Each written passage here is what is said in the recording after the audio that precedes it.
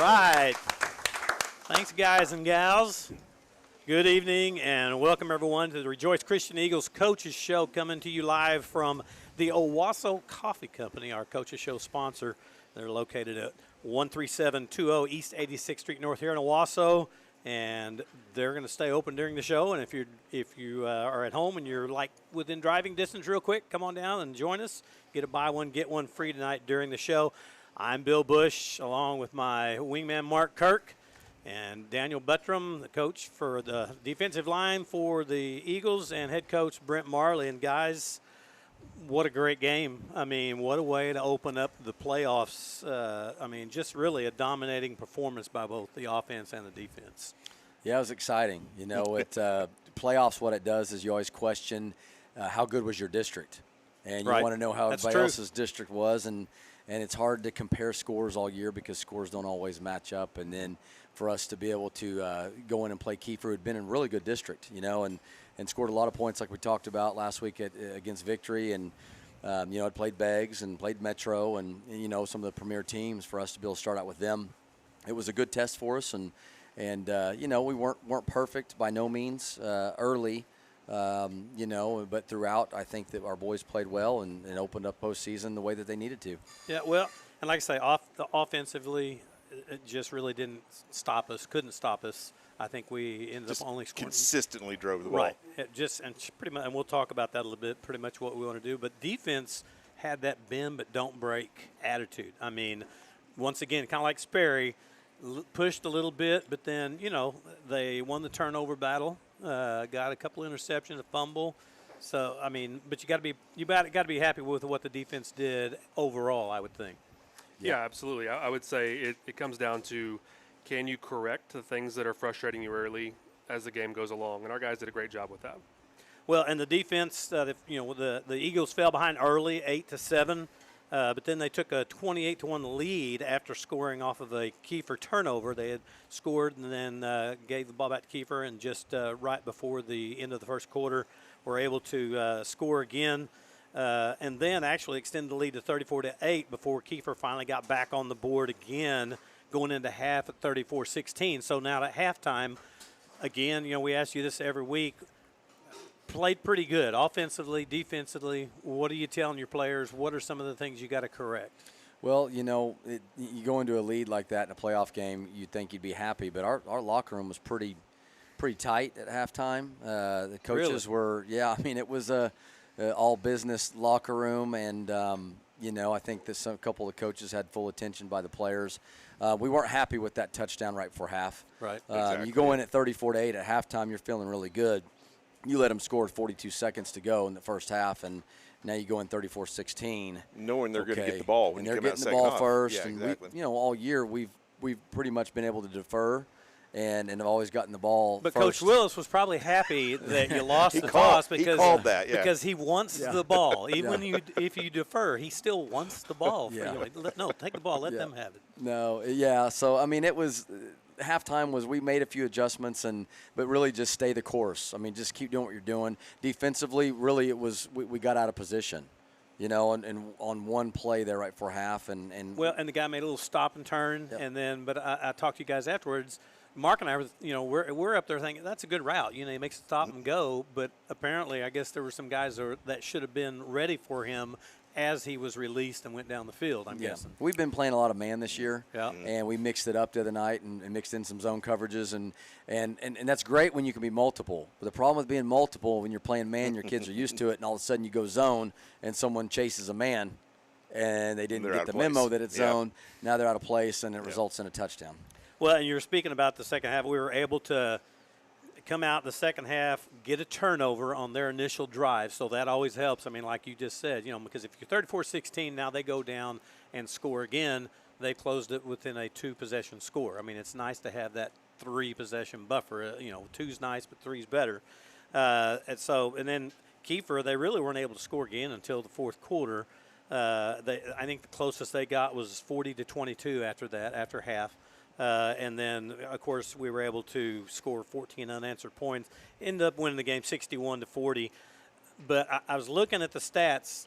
I think we won all of your key plays that you put on the board, turnovers and rushing. And so, I mean, you had to be happy. At the end of the game, were you a little happier than you guys were at halftime, as far as your defense goes? What do you think, Coach? Yeah, I mean, number one, you want to win the game. That's the one that counts. Yeah, in the playoffs, I mean, we want to check all of our boxes, but at the end of the day, it's the win and loss that matters the most.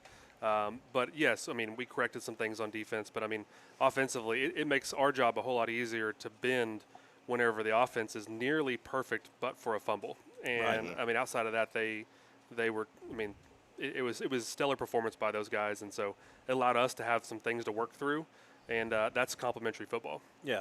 And I was telling Mark, Jay Miller had a great first half. Made some amazing catches. I call them Miller-esque type catches. And then I talked to Coach Willis afterwards. He goes, we actually practice those catches just about every day. He taught him those catches?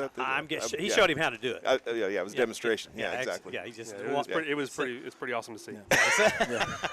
Yeah, a lot of times people will think that, some of those things that Jay, the back shoulder fades and jumping in the we air. do that every day. And we have all season long we have a couple periods called mojo, and it's really we just let the offense be wide open, and it's just one offense against the best of the rest on defense, and we let Chance have free reign in making adjustments and controlling the offense. And a lot of times when we give him the green light for those access throws, what we call them, to the single receiver side, he's checking Jay to what he wants. And then he does that, and Jay knows exactly what Chance wants, and Jay runs the route, and Chance just throws the ball with confidence. Knowing he's supposed to be there. Knowing right. It's hard to stop, Yeah. And we've noticed. It's hard to stop, and Colton Abel's another one that constantly gives us fits in practice on the second defensive side, because when Chance and Jay and Chance and Colton get in a rhythm, it's tough, and so it's. I'm glad they're on our side. Yeah, absolutely. Well, and we had several guys that had a lot of success on offense, and I was talking to Mark before the show tonight, saying, "Boy, you don't realize how good these guys did, because we don't have instant stats there in front of us until after the game." But you look, when whenever the entire team and everybody's just producing so much, right, you kind of lose scale. But the thing that really stuck out to us was the fact that Jay really, in the first half, had those, I think, 3 TDs, 2 on just some great catches, and really kind of exploded in the first half, and it really kind of puts the other team like they were in a defensive position, because now you got to play catch up. So that first half is so critical to get off to a good start and not have to play catch up, come the second half. But Jay had like I said, a big first half, kind of a back and forth first half until we got towards the end of the second quarter. 3 TDs. And then Chance obviously had another big night, 20 of 24 for 290 yards, 5 touchdowns to go along with his 7 rushes for 111 yards and a TD. He had a long run of 64. And then you had Solo Morton, who did it on both sides of the ball. He caught 6 passes for 143 yards. Of course, that was helped by a 60-yard touchdown run. And that's one of those that they bumped him, and he said, "That's it," because that's not going to be enough, and turns it upfield. And then, of course, Drevin Reed, he was impressive on the night. And you have Isaac Barnett, who just, continues. He's a guy that you can just continue seeing growth. So you really had, and Isaac racked up 54 yards on 7 carries and a TD. So you really had several guys on offense that just continue to step up. And I don't know that we've hit our peak yet. No, and that's what we've told the boys this week. We haven't peaked, and so let's just continue to have fun going through this together and working towards peaking. But no, you said it, our backs, all 3 backs have just been Isaac, for a freshman, just really came on strong. Like you said, he's showing, he's running the ball like a junior right now. He's built like a junior. So anyway, but he's just getting better and better. I've been impressed more, I think I've told him, with his ability to be this young and to take care of the football. Yeah. He's not put the ball on the ground. That's true. And then Drevin Reed ran like a man possessed the other night. That's what I called him, a man with his hair on fire. Yeah. He was mad at everybody. He was. Get out of my way. Yeah, and then Jace Jenkins, he's a kind of a change of pace guy. He's a little bit more slippery than the other 2. Not as heavy, not as big, but he's elusive. So we've got a great stable of young backs. And like you said, the receiving core played well the other night. Chance played well, and some of the stuff when things break down, we've got guys that'll go make plays. So that's always nice as a coach that, that they make us look good half the time. Well, and of course, it all starts, and Mark and I talk about this all the time, it starts with that line. Mm-hmm. Yeah, head protection all night. And especially, and T.J. Wilson has done it starts with your center's got to get the ball back to the quarterback, and then he's got to stand up and get his blocking assignment. But that whole line the O-line has just got to give those guys time and chance time to sit back there and make those decisions. Yeah, Coach Barnett's done a great job with the offensive line, and those guys got a couple here tonight with Drake is here, Drake Miller, and then Caleb Woods is hopefully going to get some. Get into ball game this week. Yeah. Cannon Brown, and we'll get him back soon. And Stockton Ryan's here, plays left tackle. Those guys did a great job. You see Chance sitting back there. One of Jay's touchdowns, the one that we threw over the middle of the dig route going towards the Gibbs building, that Jay jumped up and caught in the middle of the end zone. I think it was his third one, second or third one. Yeah. Chance you watched the replay of that, and he was just sitting back there looking left, right, middle. I mean, he had 5 seconds to throw the ball. Yeah. And if you have that. He got out, somebody took him a drink, and he got a drink, and then set up and threw the ball. Yeah. That's what kind of time he's got. I mean, it was great. I mean, literally, when you got that kind of time, you got a whole lot better chance of making those plays. You do. So, and on the defensive side, obviously, you didn't give them a lot of time. So, talk about your defensive line coach and the job they did getting after it. Yeah, I think that one of the challenges, number one, Kiefer has a great scheme. They run a flex bone. Something like you would see from a service academy. They ran it to really to the best that most schools can. Like you guys said, like Air Force, that they run a lot of. Yes, like that. and the quarterback, he had a lot of leadership. I was so impressed with their quarterback. He kept his eyes downfield. He was very shifty. He wasn't a fast guy, but he did enough to give our guys some. And really, what it came down to was guys like that. We talk about it all the time. You get them into a rhythm like a shooter. And all of a sudden they start feeling it, and they start making throws that that's their ceiling. And so we kind of punching above their weight. Yes, and we felt that a little bit, but then we kind of were able to kind of find some rhythms. And Coach Eckel, he kind of found what some places were where we were doing some stunts differently that maybe we, on film didn't show, but in the game it started showing up. And so, that's just part of it. You want to defensively, you always want to. It's punch counter punch, right? To use that analogy, like they're going to adjust as well, and so can you keep adjusting on the fly? And so, Dalton has played amazing at nose guard this year for us. I mean, to be a two-gap nose player, it's very hard, and for him as a junior to basically know that the A gaps are secure, and Marshall played well. Logan Linnell. We'll get Caleb back this week as well as some others. And when we get 6 guys that we feel confident in and we can keep those guys fresh, that gets really frustrating. And Coach Barnett does such a great job on the offensive side of doing the same thing. And so we're always trying to know, okay, he's in this series, let's get him fresh for the next one. And we're trying to keep the best 5 or 3 guys out there at a time. Well, I'm talking about some of the defensive. You had Caden Marley once again, huge with 15 tackles, 10 of those solo, 1 for a loss and a fumble recovery. Stockton Ryan, 13 tackles, 8 of those were solo. Cale Marley, 11 tackles, 9 solo, 1 for a loss.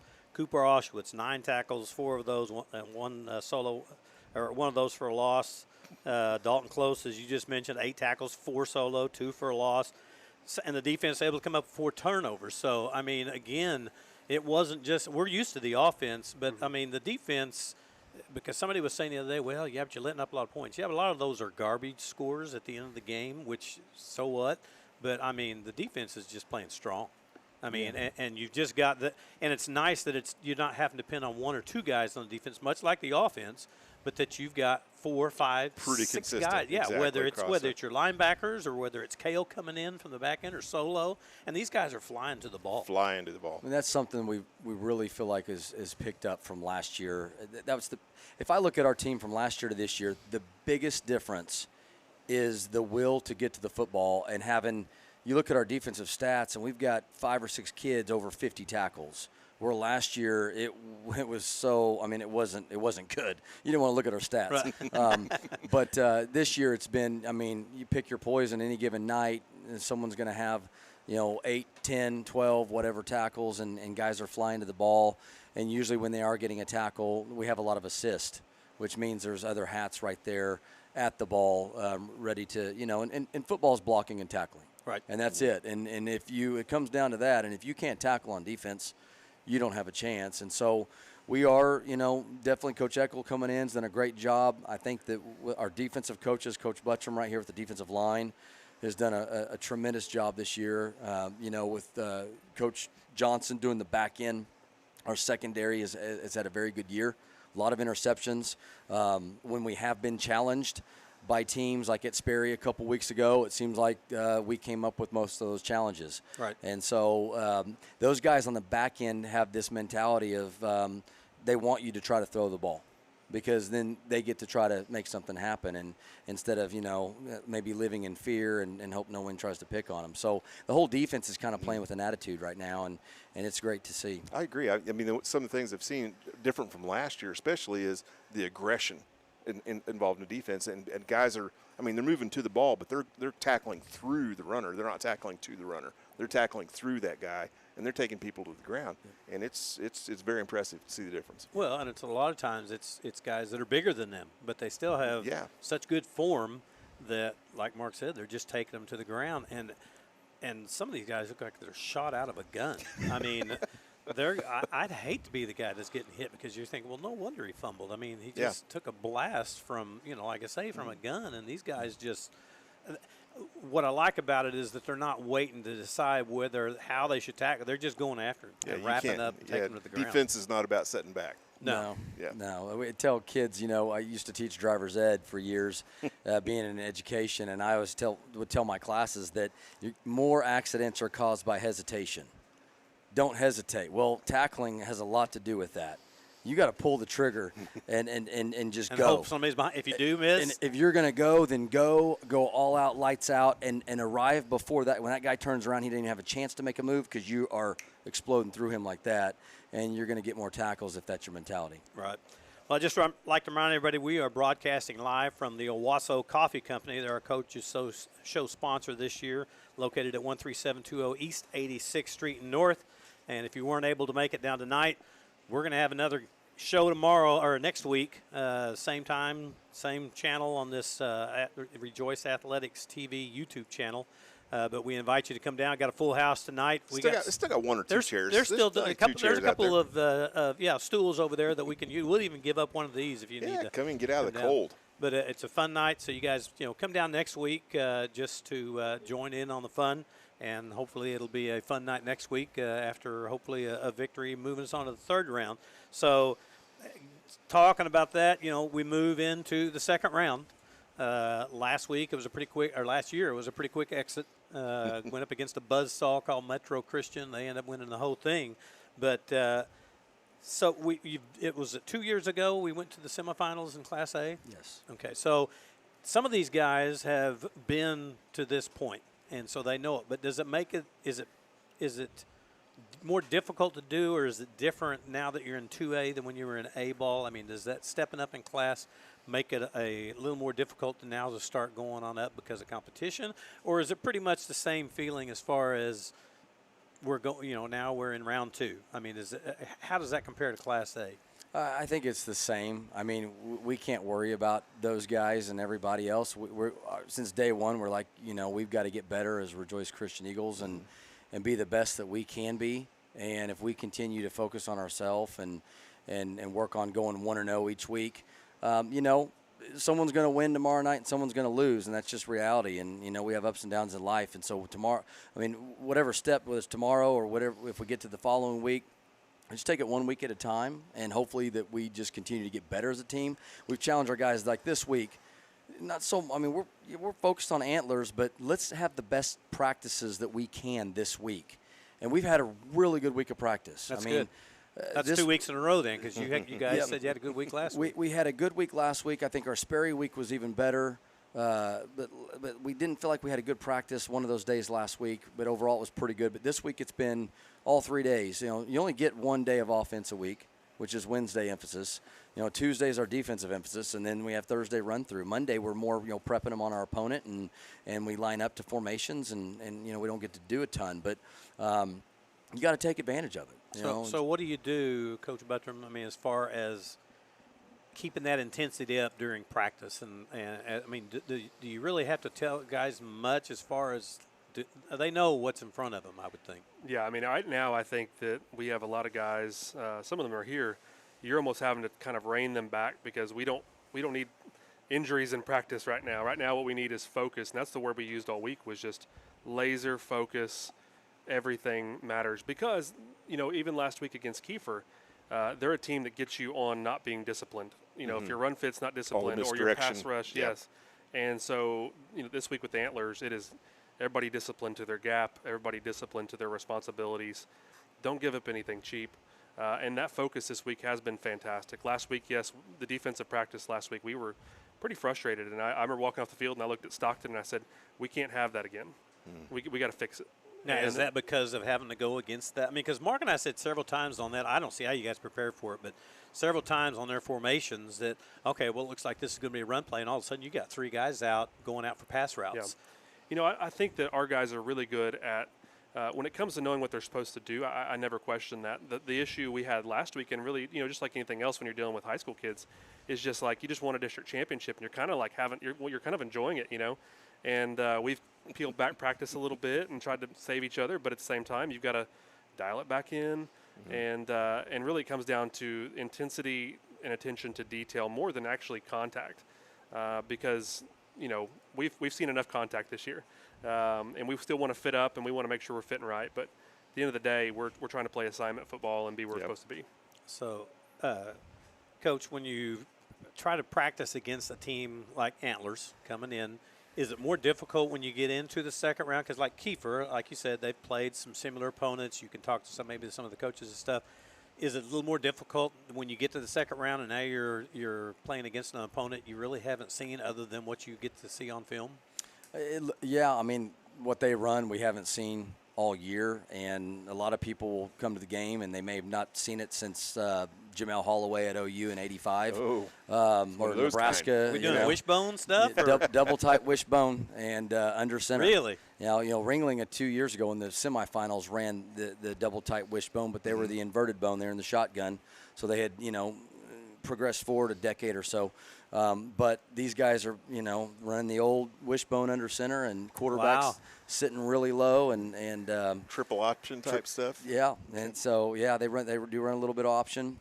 A lot of fullback dive, a lot of power, toss sweep, 5-6 plays, and they know what they want to do. So is that more difficult to try to defense against the Air Force type formation, or is it basically the same? Well, I think this week it's been easier, even though our kids don't do this very often. Our scout team's done a really good job this week, giving us a good look. We got Blake Witten in the house. He's one of them that helped us this week. Those young guys did a great job because I think it's not a whole lot of plays on the cards.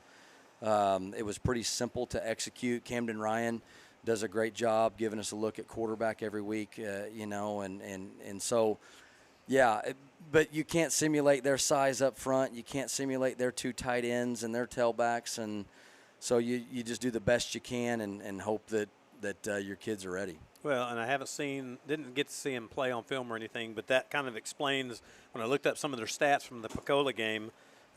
They rushed it for 40 times for 204 yards, and only 8 of 11 in passing for 75 yards. So obviously, and then I went back and made a couple more games, and it was like 3-1 rushing against passing. So now you know why. Yeah, exactly. So, but you do look like number 22 Connor Hammonds and number 8 Caden Lee. They do almost all of the rushing and most of the receiving.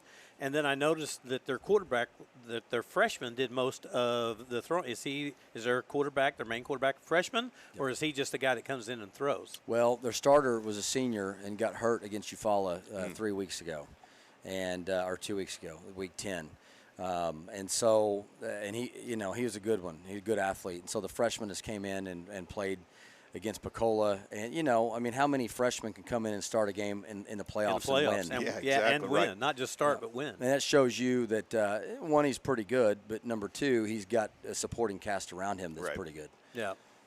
So defensively, like I said, you guys practice a lot as far as defensively. How do you feel going into the game? As you know they're going to rush at you. You know the wishbone's coming at you. I mean, everything like between the tackles, you know, looks like what they're going to try to do mostly. And then option around the ends, I guess. I think I saw a little bit of you guys practice film kind of going against that. I mean, do you expect anything different than what they've done basically all year? No, and I don't think so. I mean, especially with the young quarterback, I think, you know, they're gonna ride the horse that they came on. You know, they're gonna do what they do. We're gonna have to get them behind the chains early. You know, try to get them uncomfortable and force them to want to throw the ball a little bit. And that's really, you know, what we want to do. It's not really a secret to what they want to do.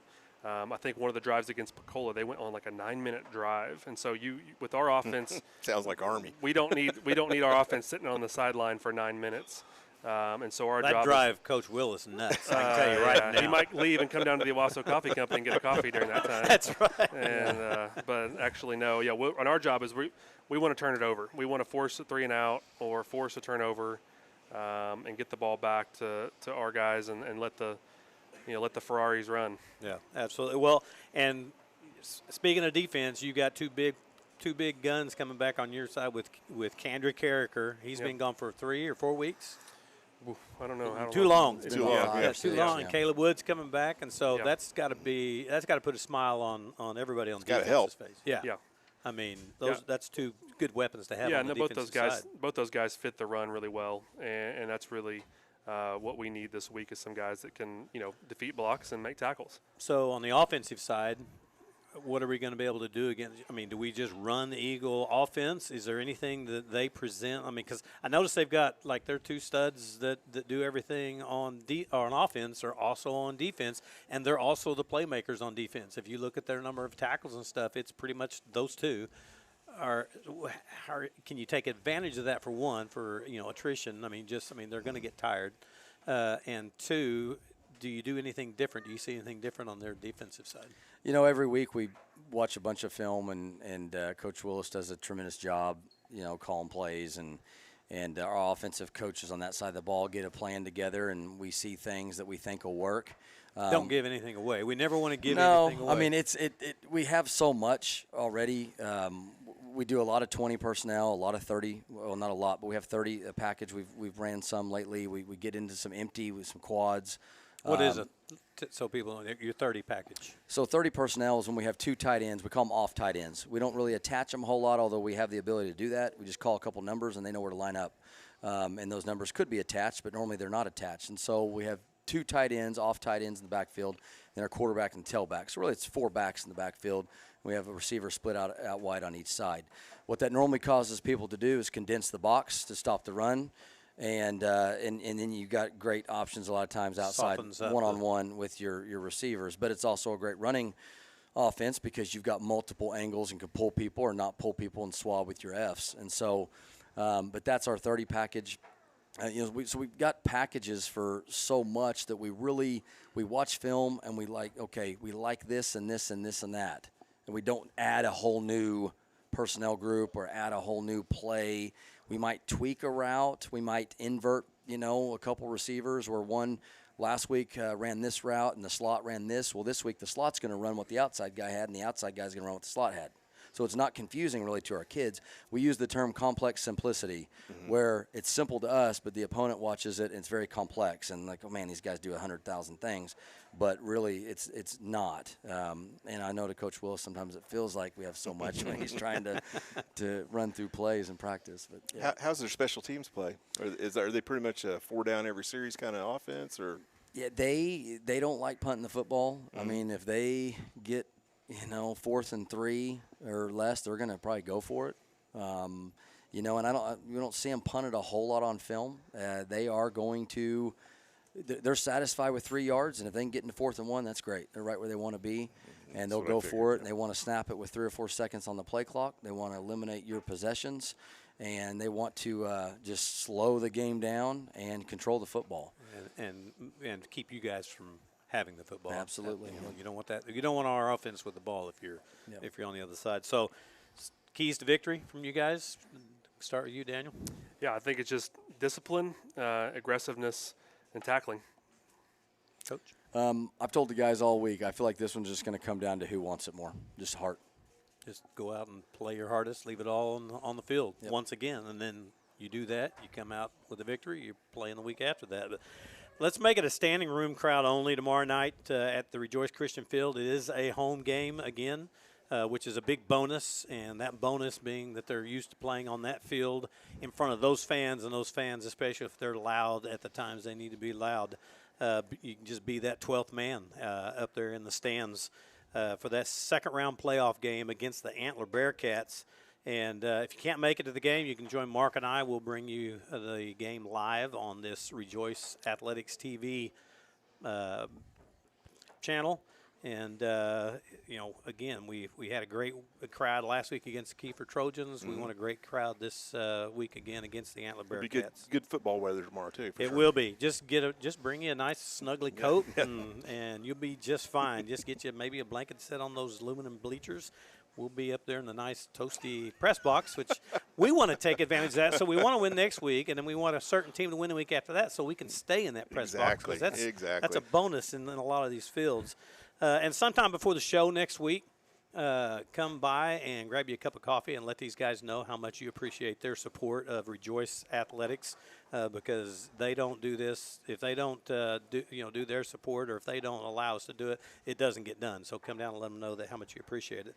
For my wingman Mark Kirk, for Coach Marley and Coach Buttram, and our man at the controls, Todd Witten, I'm Bill Bush. And you've been watching the Rejoice Christian Coaches Show on this Rejoice Christian's YouTube channel. Good night, God bless, and go Eagles.